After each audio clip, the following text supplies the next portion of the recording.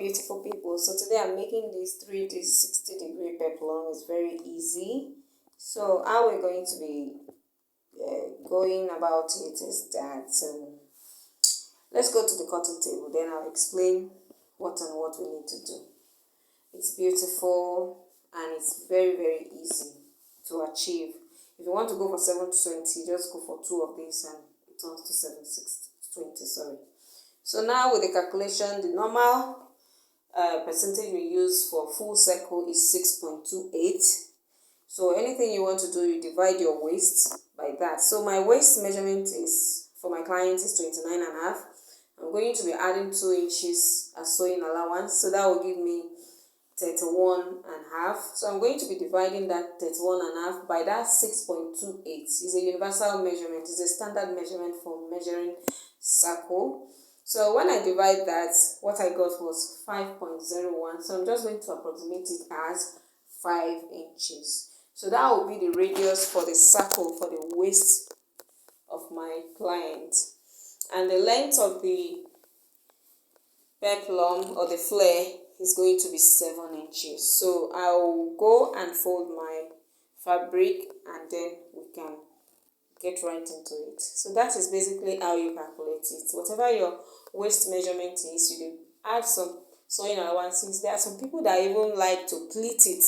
So if you want to pleat it, depending on the inches you want to pleat, you can add it to your normal measurement, then you divide it by 6.28 and then you get your length, and then you fold into 4 the way I folded it, like so. Then you get the waist measurement or the round sleeve, because sometimes we use this also as a sleeve to beautify the clothes. So whatever goes for you or what you want to use it for, you can always use it for it. So that is me marking the 5 inches that will serve as the waistline. So note that that measuring tape is not moving from that edge, the folded edge of the fabric. So I'm just like rotating it until I get to the other side of the fabric. So that place will serve as my waist measurement plus sewing allowances, because you remember that I added 2 inches to my waist measurements. Now I'm going to be getting the full length of the circle or the flare. So I'm going for 7 inches with sewing allowance inclusive, because I'm going to be hemming the lower part and I will be joining it to another fabric. So I need 1 inch. So the full length should be 6 plus 1 inch for sewing allowance. So that is what I'm marking all the way around. And note that now I'm not placing it at the edge. You can do that, but I've always used this method and it has always worked for me. It always comes out the same way, because this is kind of like a more beginner friendly way for people that are just learning how to cut a circle or a flare. So I'm connecting the dots so that it will be easy to cut out for everybody to see. It's a very easy DIY.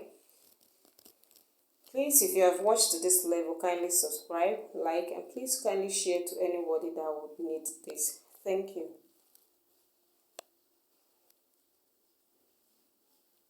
So I've connected that. So we have our waist and then we have the length of the flare. So the next thing I'm going to be doing now is to cut it out.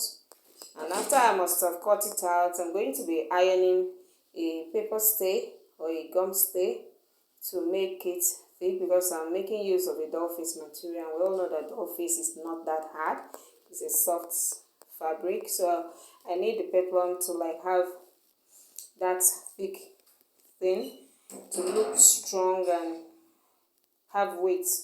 So I'm going to be ironing a gum stay or a paper stay on it, or a hair stay, anything you call it, so that it will give it volume. And then I'll cut out exactly a lining like this, and then I'll run it, I'll sew it, and then when I'm through with all that, I'll now come back to show you how it looks. Though you've already seen how it looks in the beginning of the video, so just to show you a picture, it's not too much, is it?